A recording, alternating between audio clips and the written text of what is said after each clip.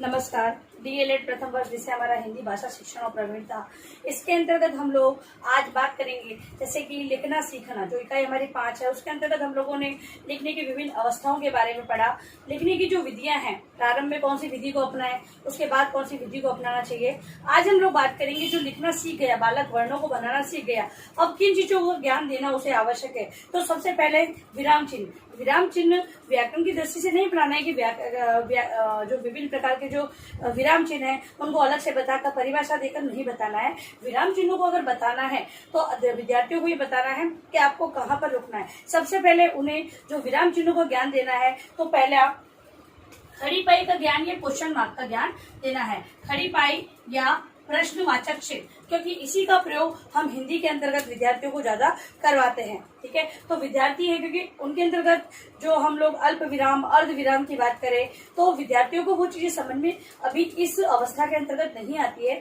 केवल कहाँ रुकना है, किस प्रकार रुकना है, ये सारी शिक्षा दी जा सकती है। तो विराम चिन्हों की अगर हम बात करें तो विराम चिन्ह के अंतर्गत विद्यार्थियों को जब हम लोग अनुलेख लिखने के लिए देते हैं तब उसके अंतर्गत कहाँ पर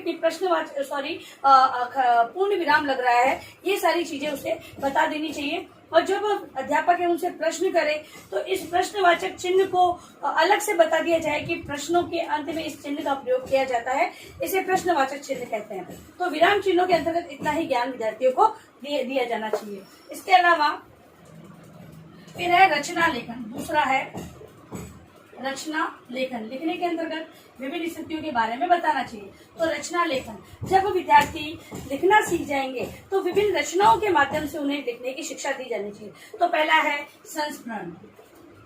संस्मरण, किसी लेखक द्वारा रचित संस्मरण का प्रयोग यहाँ पर नहीं करना है। उन्हें अपनी ही किसी घटना के बारे में लिखने के लिए कहना है कि हम बाजार गए, बाजार से ये सामान लाए, हम यहाँ गए वहां गए। ये इस प्रकार की जो घटनाएं होती है उन्हें एक यादगार रूप में आपको जो जो याद आ रहा है उसे अपने शब्दों में लिखिए। तो इस प्रकार से लेखन की क्षमता का विकास उनमें करवाया जा सकता है। इसके बाद दूसरी बात है कविता। कविता लाना, खाना, जाना, गाना। ठीक है, जैसे जो कविताएं होती है जो तुक से तुक मिलाकर कविताएं बनाई जाती है, ऐसी कविताओं की रचना करने के लिए बालकों को कहा जाए, जिससे कि बालकों के अंदर लेखन की क्षमता का विकास संभव हो सके। ठीक है, और अगला है जो रचना लेखन, उसके अंतर्गत बताया जाए कहानी। कहानी विद्यार्थियों को बहुत ही प्रिय होती है। वो विभिन्न पुस्तकों के माध्यम से इन कहानियों को पढ़ते हैं, क्योंकि पढ़ने का विकास सबसे पहले होता है। जो हम लोग कौशल की बात कर रहे हैं तो सबसे पहले सुनना, बोलना, पढ़ना और फिर लिखना आता है। तो पढ़ना बालक सीख चुका है, तो इस अवस्था में आकर वो कहानियों को पढ़ना प्रारंभ कर देता है। अब कहानियों को लिखना किस प्रकार सिखाया जाए, तो छोटी छोटी कहानियों के माध्यम से विद्यार्थियों को अवसर दिए जाए, जिससे कि बालक है उनके अंदर कहानियों का विकास हो सके। और कहानी लिखना वो प्रारंभ करेंगे तो उसमें बीच में जो गलतियां आती हैं उन्हें अध्यापक स्वयं सुधारे, ताकि विद्यार्थी है वो अपनी रचना लेखन का प्रयास कर सके, जिससे कि उनके लिखित अभिव्यक्ति का विकास संभव हो सके। ठीक है, तो इस प्रकार से हम लोग विराम चिन्हों का, लेखन के बाद विराम चिन्हों का ज्ञान विद्यार्थियों को देंगे।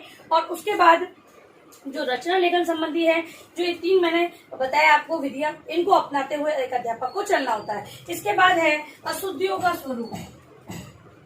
अशुद्धियों का स्वरूप, अब जो अशुद्धियां हैं वो क्यों हो रही है, किस प्रकार की अशुद्धि है, उसका ज्ञान एक अध्यापक को देना चाहिए। तो पहली अशुद्धि है वो है वर्ण संबंधी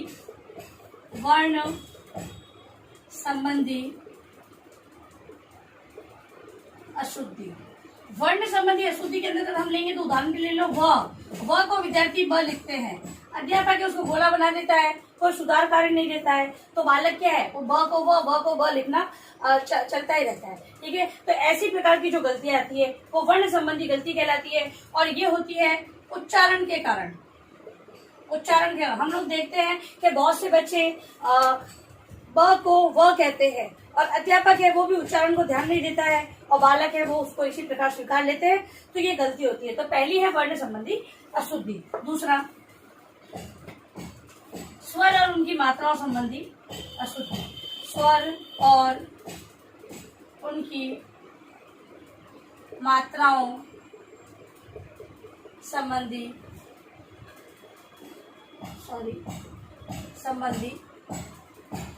अशुद्धि। तो इसका अगर हम उदाहरण ले तो बच्चे हैं आ की जगह वा लिख देते हैं। कैसे? आ की जगह तो और ए की जगह या लिख देते हैं। तो ये सारी अशुद्धियां बालकों के अंतर्गत पाई जाती है। तो जैसे कि एक इस आय की जगह आय लिख ये आय होता है और ये आय होता है, तो इन दोनों में कोई अंतर नहीं कर पाते हैं, तो इसी कारण ये अशुद्धि आती है। और ये अशुद्धि होती है वो आती है उच्चारण, और ये कारण होता है उच्चारण दोष का, और दूसरा होता है नियमों की अनिश्चितता। नियमों को निश्चित ज्ञान नहीं होता है, तब विद्यार्थी इस प्रकार की आ के स्थान पे वा लिख देते हैं और ए के स्थान पे य का प्रयोग वो कर लेते हैं। इसके अलावा मिश्रित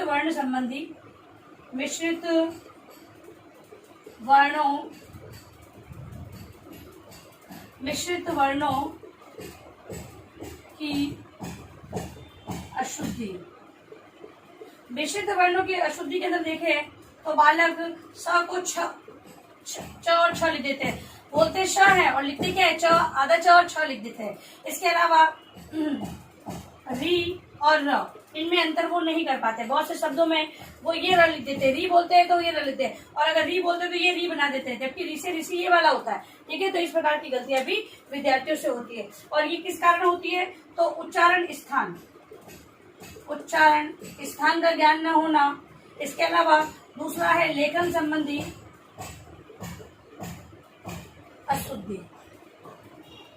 ये दो कारणों से होती है, या तो उच्चारण स्थान का ज्ञान न होना या फिर लेखन संबंधी अशुद्धियां बालक के अंतर्गत विकसित हो जाती है, इसी कारण होती है।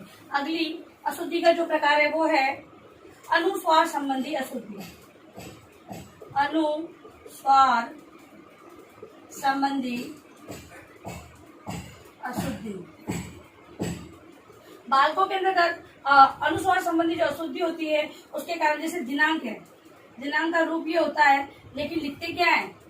कभी कभी ऐसे दिनांक लिख देते हैं, या फिर कभी कभी ये ऐसे, ये इस प्रकार से दिनांक लिख देते हैं। तो ये दोनों गलत है, ये सही है। तो यहाँ पर बिंदी आती है, तो बिंदी की जगह क्या है? चंद्र बिंदु लगा देते हैं। तो ये भी क्या है? एक गलती होती है, और ये गलती होती है उच्चारण और कारण। इसका होता है कि कारण पूछे जाते हैं, तो उच्चारण और नियमों की अनिश्चितता।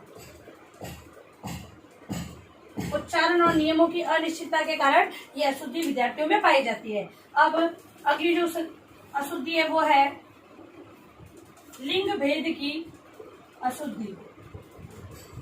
लिंग भेद की अशुद्धि के अंतर्गत हम एक उदाहरण दे सकते हैं, जैसे महोदया या महोदय। स्त्रीलिंग और पुल्लिंग का ज्ञान नहीं होने के कारण हम लोग ये लिख देते हैं, या फिर प्रार्थी और प्रार्थिया में भी ये अंतर हो जाता है। तो लिंग भेद संबंधी अशुद्धियां बालकों में पाई जाती है, और ये स्थानीय प्रभाव के कारण हो सकता है, क्योंकि वहाँ स्थानीय प्रभाव के कारण कहीं पर जो लड़के और लड़कियों के लिए एक ही शब्द का प्रयोग किया जाता है, तो वहाँ पर स्त्रीलिंग और पुल्लिंग का कोई भेद नहीं होता है। इस कारण से भाषा के अंतर्गत ये अशुद्धि आ जाती है। और दूसरा होता है नियमों की अनिश्चितता। नियमों की अनिश्चितता और स्थानीय प्रभाव, ये दो कारण के कारण ये लिंग संबंधी अशुद्धि आती है। अब है वचन भेद की अशुद्धि। वचन भेद की अशुद्धि। वचन भेद की जो अशुद्धियां होती है वो, जैसे कि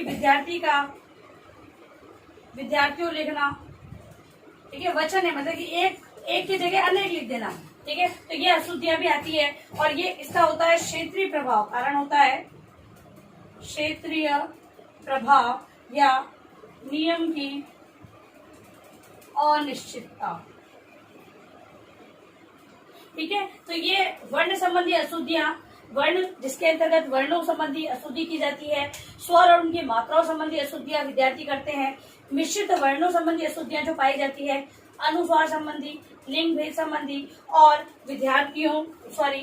वचन भेद की अशुद्धियां, ये सारी अशुद्धियां हैं जो कि कुछ कारणवश हो जाती है, और इन कारणों का निराकरण एक अध्यापक है वो उचित अभ्यास से करवा सकता है। ये अशुद्धियां बताने का कोई कारण नहीं है, बालकों में ढूंढनी नहीं है अशुद्धियां। जब ऐसी अशुद्धियां मिलती है तो उनका सुधार करना है, ताकि बालक है वो भविष्य में इनका प्रयोग देख, क्योंकि हम लोग देखते हैं कोई वक्ता होता है, बहुत अच्छा वक्ता होता है, बहुत अच्छे विचारों को प्रस्तुत करता है, लेकिन कभी कभी वो गलतियां कर जाता है तो सभी का ध्यान उस गलती की ओर चला जाता है। ठीक है, तो यही है कि जब उनके अंदर, बालकों के अंदर इन गलतियों का समाप्त कर दिया जाएगा, जो ये अशुद्धियां है एक अध्यापक ही उसे शुद्ध करवा सकता है। तो हम लोगों ने आज इस अशुद्धियों को जाना। इसके अलावा विराम चिन्ह और लेखन का जो विकास बालकों में करवाया जा सकता है, वो किस प्रकार करवाया जा सकता है, उसके बारे में हमने चर्चा की। तो अब आप लिखिए गृह कार्य प्रश्न। विराम चिन्ह तथा रचना लेखन को समझाते हुए उच्चारण अशुद्धियों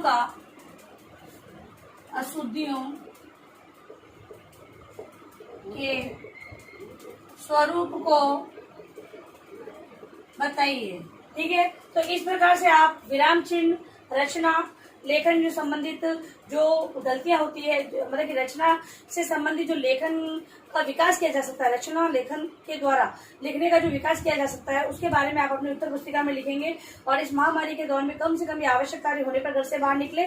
बाहर निकलते 3 बातों का विशेष ध्यान रखें। मास्क लगाएं, सोशल डिस्टेंस बनाएं और हाथों को बार बार सैनिटाइज करते रहें। सुरक्षित रहे, सभी का ध्यान रखें। धन्यवाद।